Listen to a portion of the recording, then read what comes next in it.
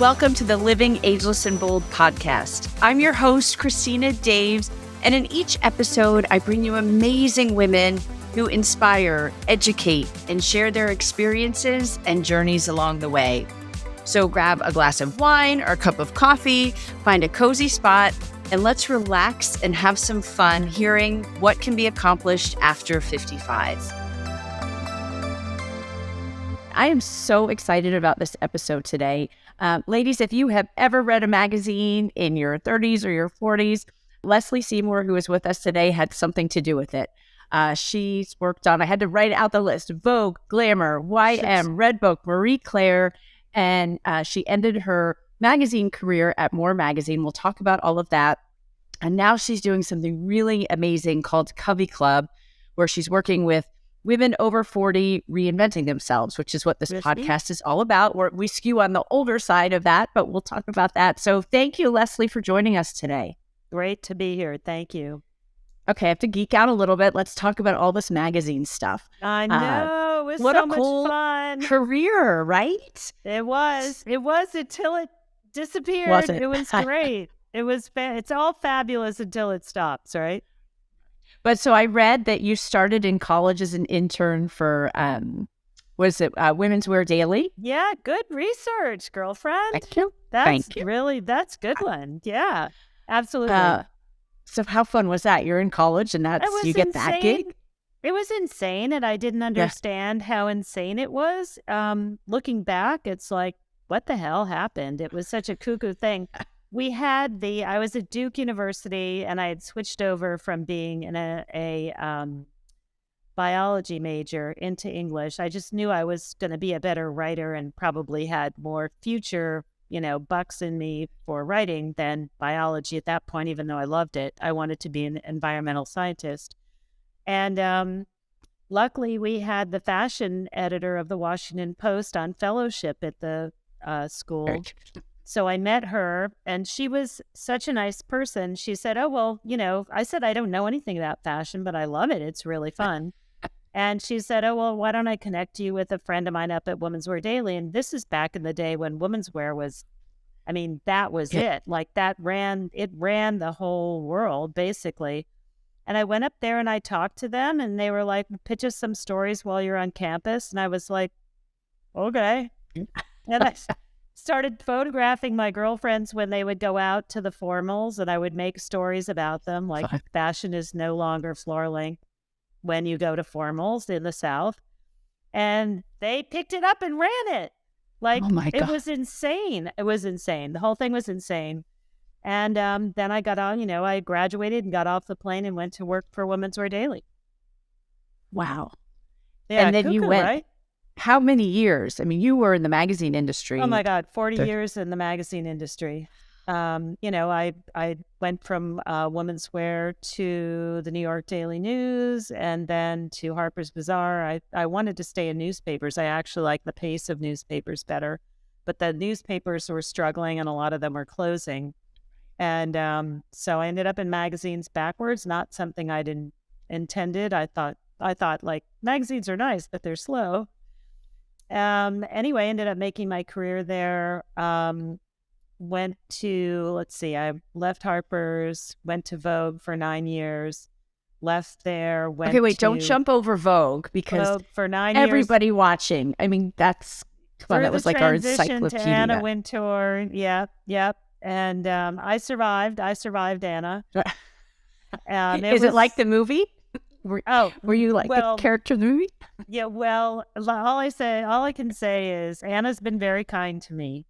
I was never a pet of hers, but she respected me in what I did. But she had a lot of pets, and you could not fight with the success of the pets. And a lot of the pets didn't really do much. They just had a good name or not a good how accent. It always goes. Yeah, but really, really exaggerated there. And when that movie came out, I said to the woman who was, they do screenings, private screenings, and Anna was not going to the screening, I remember. And I said, you call her and you tell her she has to see this movie. Meryl Streep gave her a soul. Oh my God. Yeah. So it was really dead on. Like my daughter loved that movie and always wanted to see it over and over. And I said, no, I can't. It's giving me I lived it. PTSD. Right. It's my life. Wow. It's too much PTSD for me. But What was it the best thing fun. about Vogue, though? I mean, obviously, you had that. I learned to write there. I learned to be a writer there. They really trained me as a writer. Back in the day, it was a fabulous, these were the best writers in the country who were female. And they really taught you to write. And I learned at the hand of some of the best people, my bosses. Those were the days we had 6 people writing captions for fashion. I mean, the magazine was overstaffed. And but they taught you, you would write something and then they would send it back to you and you would type it back in. And that's how you learned. You learned by doing. Right. And it was instructional. I mean, it's really, really sad. It's hard for my kids today. My son's in tech. There's no instruction. They throw you in head first and you sink or you swim. There's no time. There's no extra people. There's no, grooming people for the future. It's a very different thing. I mean, basically, when you went to Vogue in those days, you died there. That was the whole idea. You were going to go there and die there. And I know in media now, I work with a lot of journalists, the TV people, and, the anchor used to be such a coveted position. They're now writing, editing. Oh, it's vertical. Everything. Yeah. Well, I think, for someone like me, that would have been much better because I'm a sort of omnivorous kind of person in terms of I like to do a lot of different things. But the old magazine system was very debilitating in that it sort of chopped everything up into, I always call it, the fingers when you type, the fingers on the typing board, where you would only, you would do the S key. And if you got bored of doing S's, you had to go and knock on the door of someone doing H and say, can I do something? And they'd be like, no, you don't know how to do H. You couldn't possibly do H. Wow. And I would beg and I would, that's how I worked my way up. It was begging people. And I finally went to the beauty editor and I said, look, just give me the stuff you don't want to do. There must be stuff that you're bored to tears of. And that's how I started writing the other areas. But they used to tell me, oh, you only write fashion. You can't write anything else. And I was so like, fascinating. Really? I don't think so. So I read in 2015, very cool, that Michelle Obama, you had her edit the whole magazine. Yeah, that was the highlight of my career. That really was the highlight. She really did it too. She did it. And we worked with her staff and we worked with her directly. She edited every piece. She read every piece. She gave us writers. She was fantastic. And it wasn't just, kind of a fakery kind of thing. She really did the whole thing. And it really did so well. It went around the world. It was something like 6.5 billion, media hits. Wow. The president wrote a piece for us. I mean, this is 2016 when it came out, 2016 or 15, I can't remember. But it was so big that, it was just a huge, huge thing. No first lady had ever done that while in office. And it was funny because I had just come up with the idea, but I didn't know that. I didn't come up with the idea because we were going to make history. I came up with the idea because I needed a new way to put her on the cover. She was such a hot seller that I had to, we'd done 3 interviews with her. We had to come up like something else, right? And so she's got nothing new to talk about. Right. But as an editor, you want to give your readers something interesting. And so that was really the concept. And, I was literally trying this stuff on her media person. I was sure she would say no. It was like, let's do something interesting. Like what? Oh, like have her edit the issue. There, she was like, oh, that's a great idea. I've been trying to think of something like that. I'm like, what? Oh, okay. So I was like, really? You sure? I mean, I just really never believed that it would happen. And it was amazing. And I traveled, we went down to the White House to hang out and do the center story, which was her and Meryl Streep. And then I followed her to Cambodia to help her launch Let Girls Learn, which was her signature program for girls around the world. And each thing was just more extraordinary than the other. And then she came and spoke to a group of about 150 of our executives and women And we also had Robin Wright, who had played Yeah. a first lady, come and speak. It was called the More Impact Awards, and we were giving away awards to with the issue to women who have made great strides and really helped other women, since that was really Michelle's take on the world.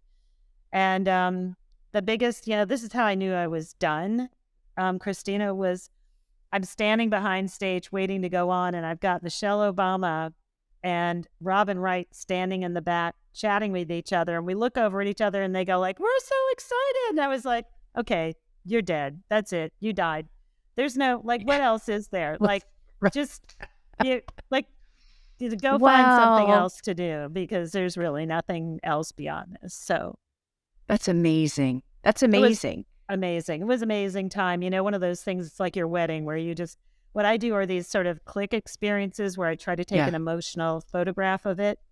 And kind of, if you're at a place or a time or, some moment that really strikes you, if you just literally close your eyes and say, I'm going to take a sight, sound, feeling click of this and hold it and make yourself conscious of it, you can do that. And you can actually bring yourself back there. And that was it. I can remember what it was like, That's just how cool. It was crazy. And then you went on to More magazine, which was more of a mature type audience. Well, this was for More. That was for More. It was for More. I thought that was for Vogue. Okay. No. This is for More. No. Okay. And I'll tell you just a quick little Vogue story with More, which is really interesting. I've been running More for 8 years. Was when Mrs. Obama came into office, and this is what a class act she is. Hannah was my old boss, but I'd run a couple of magazines, so it'd been many years since we worked together. I had put my eye on Michelle Obama very early on because she seemed really smart, really interesting. This is just when Barack was running. And I thought, who's a really interesting woman who's not a celebrity that we could, put in the magazine or on the magazine? And she was just so interesting. So I made a deal with her people. I said, look, this was like spring before he even had the nomination. I said, let's just do a story on her because she's so interesting. If he gets the nomination, we'll put her on the cover. But, if he doesn't, we have to stick her inside because we won't be able to sell enough. And so they did that. We did this fabulous shoot with her. This was the first issue I ever did. And it was really interesting because right before we were set to go to press with that, I got a call from her media office, and they said, look, is there any chance we can postpone this cover? Vogue wants to do the first cover instead. Uh-oh. And I said, no, no. I didn't have, A, it was my get. Number two, what do you mean big footing me because I'm not Vogue? And most people, I will tell you, there are a lot of people in Hollywood who would not stick to their word. And I said, look, I really can't do that. This was, we don't have anybody else in the pipeline. I really need her to be my first cover. And I understand she wants Vogue. She'll get Vogue later on. For sure, there's no two ways about it. So I hope you can stick to the agreement. And they did. They told Vogue to wait. And it was your idea. It was your idea early on. Yes. You took a chance on it. You took a chance on her. I took a chance on her. But that's a class act. A lot of these people would not do that. That's how I knew she was really a class act. Oh, that's just a great story. These are stories people don't know about, don't hear about. I know. Oh, I love it. Them. Yeah. Wow. Now, I heard, and you tell me if this is true, because this is one of the reasons I even started this podcast, is I get so frustrated that advertisers aren't talking to us. They're starting to a little bit, but they're not. Right. Did More stop because the advertisers said, we don't want to pay, we don't think there's money in this market? No, it wasn't because there was no money. It's because they were age prejudiced. They didn't want their clothes on older women. They knew there was money. We used to walk into the meetings with a little bag of chocolate coins and stick them on their desk and say, we want to talk to you about the money that this cohort has. Right. They didn't care. The age prejudice is so deep that they didn't care, and that's how you knew we weren't going to be able to dig ourselves out of it. I did it for 8 years, and Wow. There are designers. There's a really good friend of mine who, my first month at Moore, we went out to lunch together, and it was Michael Kors. He did my wedding dress, and we sat down, and he said, "Look, Wow. Lesley, I love the magazine. It's great." And this was during the recession, the Great Recession, 2008. He said, "The only people keeping my stores open are women 40 plus, but I can't advertise to them because then the 20-year-olds won't come." And that was a complete misreading of the market. It was not Right. understanding that when I was 20, I wouldn't use my mother's clothing. She had a corset. Right. She had a girdle. She wore a girdle, Right. and she had like pointy bras. And of course not, I wouldn't wear that. But my daughter, the hardest part was finding my clothes in her closet and trying to retrieve everything. My Right? daughter's 23, and I There you can't go. tell you how many times I'm like, Megan, where are these shorts? I've been looking for them forever. She's like, oh, they looked better on me. I should Yeah, come back yeah. to Oh, college. I'm yeah. like, wait Oh, a yeah. minute. Oh, yeah. But if I know exactly what you're fundamental, saying. Yeah. there's no stigma between these generations, but the old fashioned thinking is that there is a stigma, and that young people don't want to wear what old people are wearing, and older people don't want to wear what younger people are wearing. And it's absolutely not true. My daughter is 27 now, and we share everything. Right. She'll I pull had a things out jacket. of my My closet. daughter bought. Yeah, my daughter borrowed a jacket of mine. She borrowed it so many times, I bought her one. Just have Oh, your own yes. jacket. Yeah, you don't have to Or keep borrowing fighting them. over, or having to go, like when I go to her apartment in Philadelphia, and I'm like, is that my Norma Kamali dress? And then she's like, you gave that to me. And I'm like, no, I didn't. I didn't give that to you. Yes, you did. Like, no, you didn't. And I'm taking it back. Oh, I need it. Oh, I'm like, no, you did not ask for this. But anyway, that is why it went under. We had 1.5 million readers, which was certainly big enough, but they couldn't find the right advertisers or enough of them. And just really, really, really sad. And, now there's a revival. I mean, you see people out there really actively working. Michael Clinton is really trying to create an idea for Roar, his whole Roar into your next half thing. He's really trying to change advertisers' point of view and trying to monetize it. There are people out there trying to do this. All I can say to you is I've fought City Hall so many times. I will yeah. fight for anything. I've fought for gun rights. I've fought for all kinds of, women's issues, for, abortion, whatever, children's issues. I've done it all. We've gone to the White House. We've done protests. I've done all that stuff.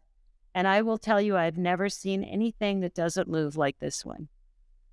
This does not move. It's so ingrained, and it's so, it's just so baked in. It's really hard to, the money doesn't move them. You would think that money would move them. Right. And it's the only thing that I don't know if it's the only thing, but it's a big bucket that money won't move. I don't understand it fundamentally. I don't get it, but Right. Well, so this is my passion, to get our voice heard and just talk to lots of successful women. A lot of them, we're going to talk about Covey Club in just a second, but, with over 50 and starting that second chapter, that third chapter. And, like you're saying, we're not our grandmother's 55. We're young, we're healthy, we're fit, we have money, we're traveling, we're living these amazing lives. But like you just said, I don't know why we can't move a needle to get people to listen to us. And maybe with enough of us out there speaking very loudly and living for a long time, maybe they're going to start listening to us. Yes. And I think, just think about it this way. Like I tell people, to listen to when people are talking about how Joe Biden's too old to run again for president. I say to them, okay, so imagine let's run through his list of accomplishments. And let's say this is a guy or a woman who's 55. Just look at the accomplishments. Is this age prejudice? Right. I mean, really seriously, we are living longer. I just saw a piece, just a factoid just today saying it was talking about the retirement age at 65. We've added 16 years to our lives overall since 65 was chosen as retirement. So I don't want to It's retire. I so keep saying to my deep. husband, No, and this is, no. I'm having so much fun working. Now I've just added the podcast. I love what I do. Why would Yes. I stop? Because I'm doing it on I my own terms. don't. That's my thing. Yeah. And that's the Covey Club mantra, Christina, is what I say is it ain't over till you say it's over. Nobody can tell you that you're done. Nobody can tell you to go away. Nobody can tell you that your age is getting in the way. You get to decide that. And you just have to find other ways to continue to do what you want to do. I mean, that's what happened, when they closed More Magazine in 2016. I'd run 4 magazines. I didn't want to run another one. It was very, very clear that magazines were in trouble. And it was just became a depressing downward spiral of firing people and asking people to do 5 jobs for no more money. It was really depressing. And I thought, I don't want to do that anymore, but how do I continue to support women, to highlight their voices, to help them get to where they're going, which has always been my goal as an editor, which is find the people, persons, places, and things and products to put in front of my readership to help them have a better life, whatever that is, whether they're a teenager when I was doing YM, or whether they're a fashionista when I was doing Mary Claire, or a young mom doing Redbook. I mean, we all have different needs. And, there's just such a barrage of stuff out there. We need help sorting through it. And that's what an editor does.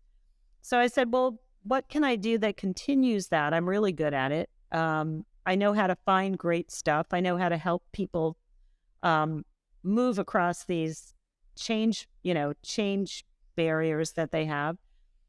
And that's why I founded Covey Club. Though Covey was going to be a online magazine, that's all I knew. I didn't know if I could do anything else, but I didn't know what I was doing. So, and I quickly discovered a magazine online does not sell, and it was not going to be supportable. So that's when I leaned it into the club part of it. And I sort of said, well, what does a club mean? I don't know what that means. And, as an entrepreneur, you're kind of like banging into walls and bouncing off, and you try different things. I say it's like a pinball machine. It is. You bounce. Exactly. Totally pinball. And I was like, okay, what do you like to do? For once, it's your business. What are the things you like to do? Do the things you like to do. I like to teach.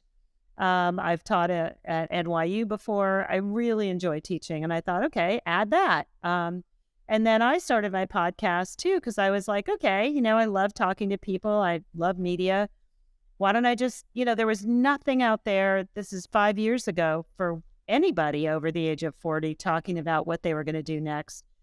It was 20-year-olds talking about how fabulous they were, and they're great and they're fabulous, but didn't help me. Like, how was I going to, it doesn't really help me to hear how you started this and you're 21 years old and you got somebody to give you $6 million. It's just very different. Right. There's no connection. So that's why we started Reinvent Yourself, the podcast. And, 200 women later, we have every single possible combination. Like if you think you're trying to reinvent yourself and you don't know where to start, or if you think, gosh, I have no money, I have no connections, I have no savvy, I have no this, I know that. I got everybody on there who already went through all that. And the absolute truth is it's all mindset.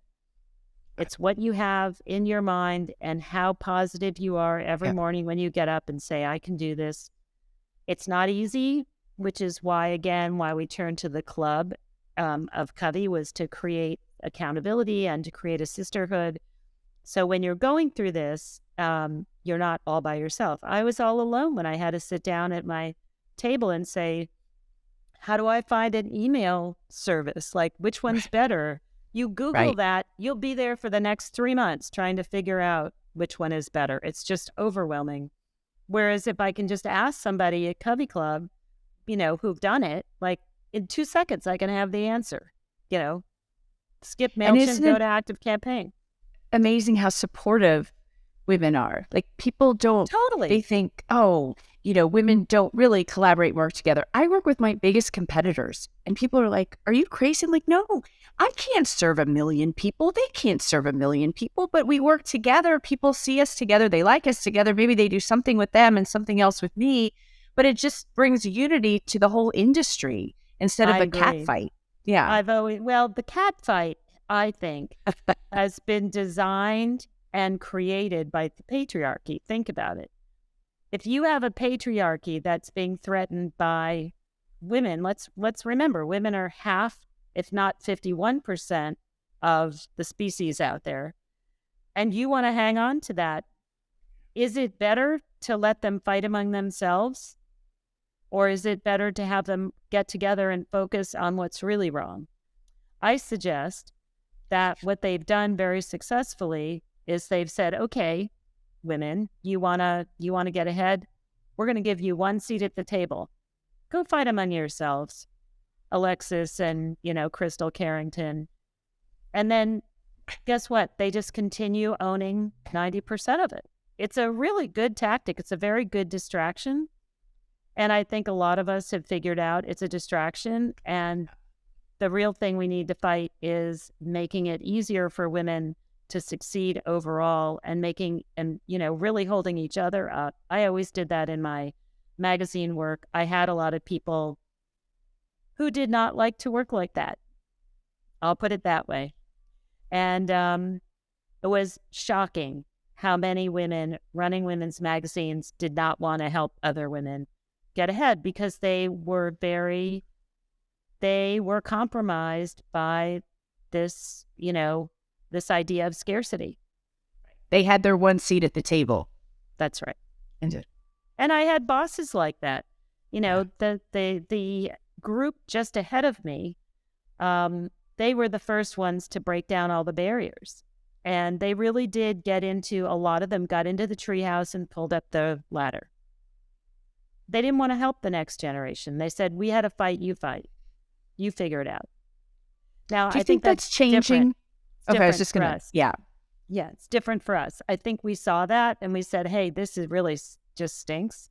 We're not going to do that to the women below us. And I've always been a big supporter of other women, booster of other women. I work with other groups. I work with competitors just like you do. I believe there's enough for everybody going around. I get stomped on sometimes and, screwed over. Yeah, that happens.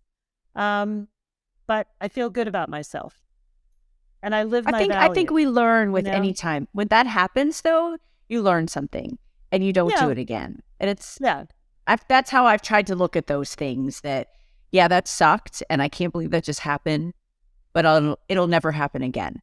I'm going in with my eyes wide open. Yeah. And you just have to expect that could happen again. And I think it's just because women have been sold this idea that there's only one seat at the table. And I don't believe that.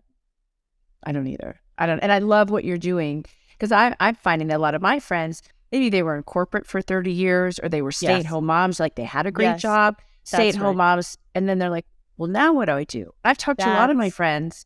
Yes. And I'm sure you see this. They're like, well, I was home for the last 20 years. I'm like, well, did you run the swim team? Yeah. Did you run the booster club at school? Yeah. Like, that's like a CEO job.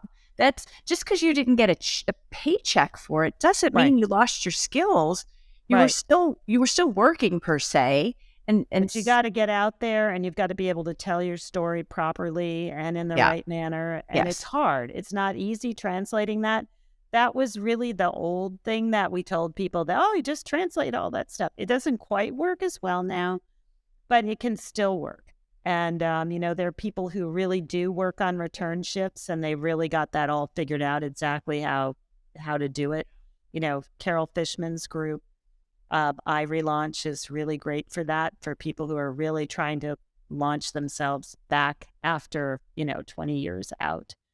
And what Covey does mostly is we work with women 40, 50, 60 who are in transition because of either job loss or they've topped out. They've topped out in their first career. Right. They've been a great lawyer. They've been a great CEO, and they're wondering, is this all there is? Is there something else? Or they want to be an entrepreneur, or they're being forced out because of ageism, sexism, racism. Yeah. They're going through a health transition, a widowhood, a divorce. There's going to be some, what I like to say is, you don't get to 40, 50, 60 without some kind of ripple. No one does. There's going to be a bump. There's going to be one bump, maybe a lot. in your life. And I can say honestly, getting through those bumps alone is hard.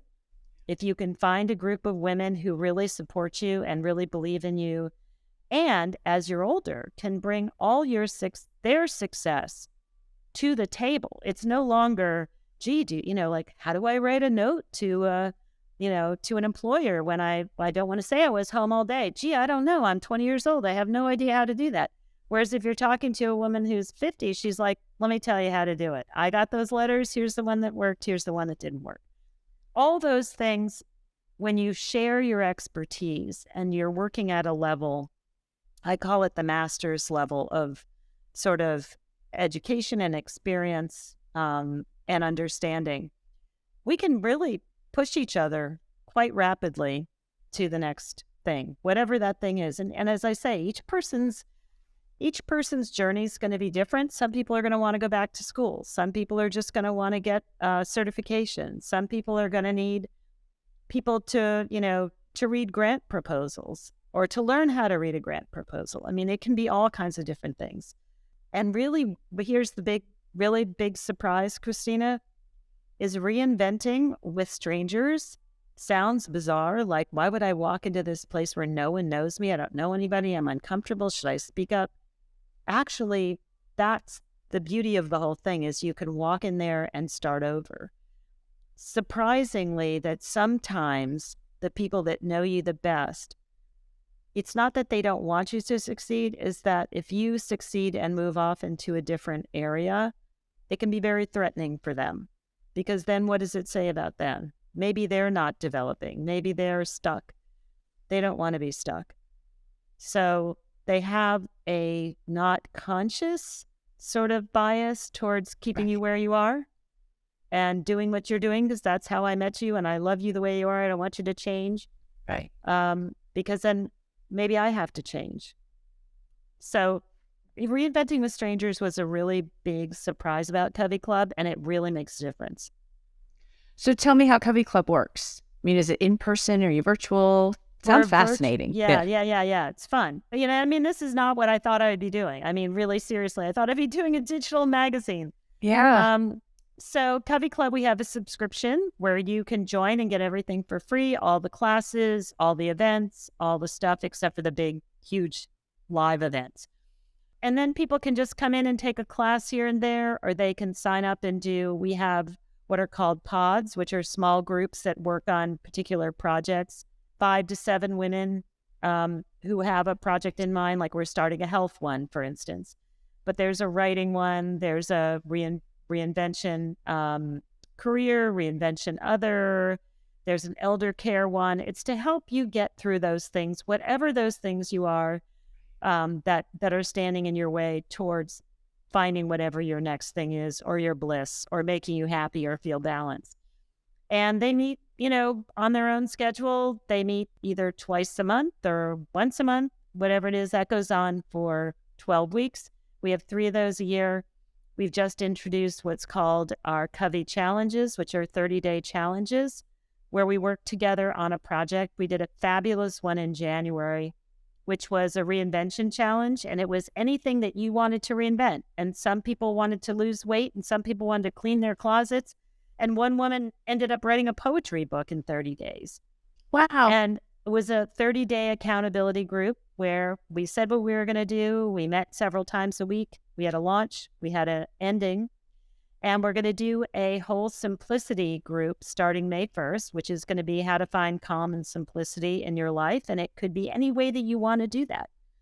And what we do is we decide what it is, and then we launch it together. And then we meet twice a week for 15 minutes and talk about our wins and our challenges. And then at the end, we close. And I can't tell you what's going to come out of this. But for instance, the woman who started just with reorganizing it was her linen closet.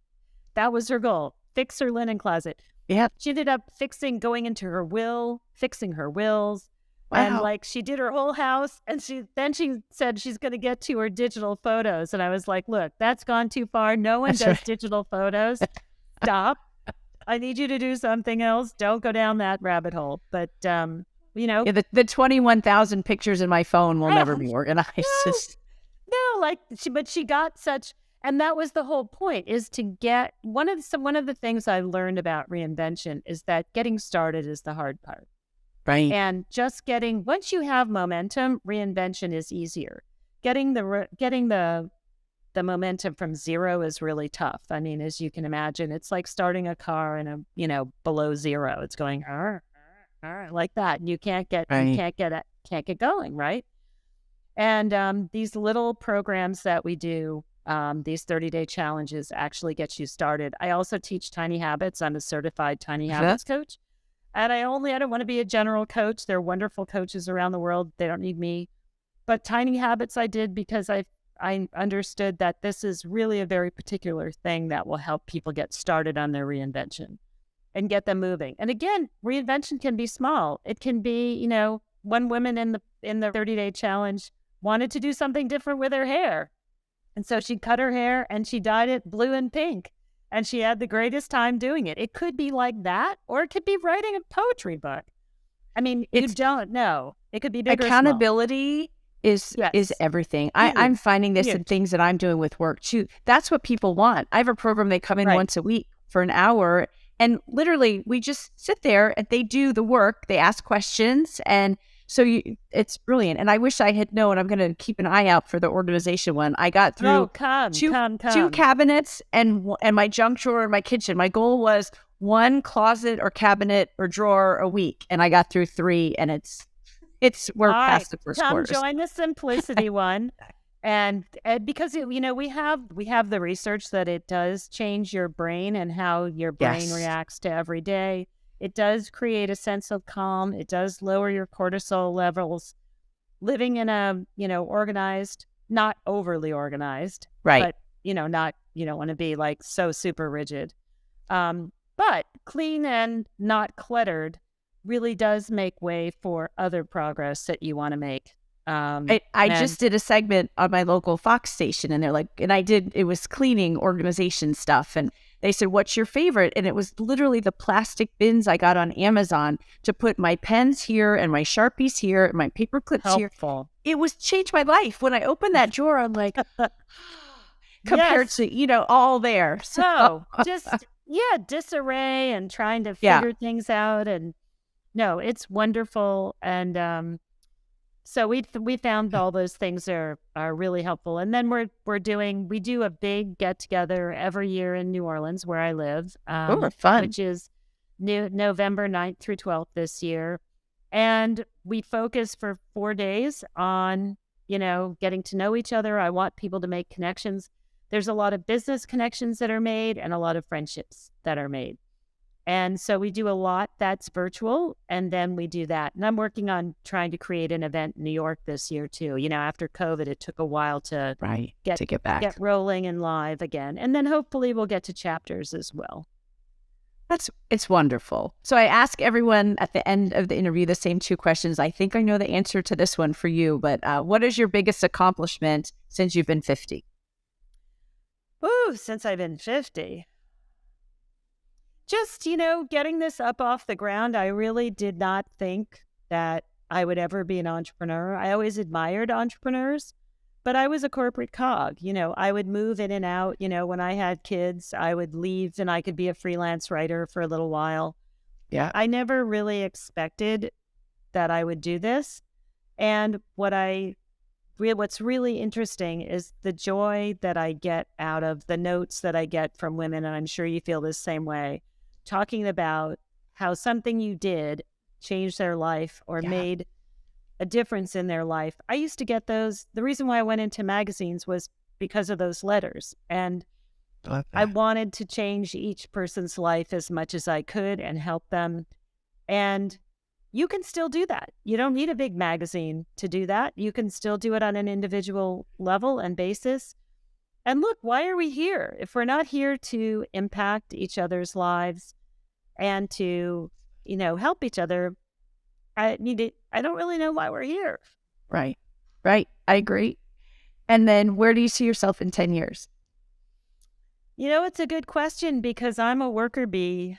So I will be working on something. Again, it's like I don't think I'll ever stop doing this. I might change how I do it. I don't know what that means, but maybe I'll get tired of, maybe I'll go back to writing some more, because running a business is, it's exhausting, as you know. And I'm a writer. That's what I really love to do as well. So I could see myself maybe writing more later on. But you should do a writing challenge in your challenge. Oh, that's a great idea. I love that idea. Yes. No, we have a lot of writers. I attract a lot of writers because of the magazine background. But yeah, who knows? Honestly, if you told me all the things I'd be doing now, 10 years ago, I would have laughed. I would have said, you got to be kidding. I'm going to be running magazines and I'll be living in New York City. I live in New Orleans. I march in parades. I'm like, if anybody had told me any of this, Christina, I would have laughed in their face and said, not me. You've got the wrong person. But we grow. That's what's beautiful. As you find it too, is the fact that you can continue to grow. That's where the strength is. That's where the everyday experience is. That's where life is if you can continuously try to expand and learn and grow and find things you want to help or impact or can do something about, And I totally respect other people who are like, I worked my buns off till I was 65. I'm done. I'm going to go sit on a beach somewhere. That's all right too. You want to do that? It's not for me. I can't do it. Right. I told my husband, I'm not retiring. I'll go places. I've got a laptop. That's all I need. But I love what I do. You love what you do. I love this Covey Club. It's fantastic. Congratulations on that. Simplicity event. Yeah. The calm and simplicity is going to be really fun. There's so much research. There's so much research that we're going to be putting out there. And it'll make your life a lot more, easy to handle. Yeah. No, I'm going to check it out. Cool. So thank you so much. What amazing stories. Thank you for sharing all that with us. I so appreciate you. Good. Absolutely. And you got all my stuff about The Devil Wears Prada. I haven't told anybody that. So we'll see I got the scoop. What happens. You got the scoop. Yes. All right. Thank you. All right. Take care.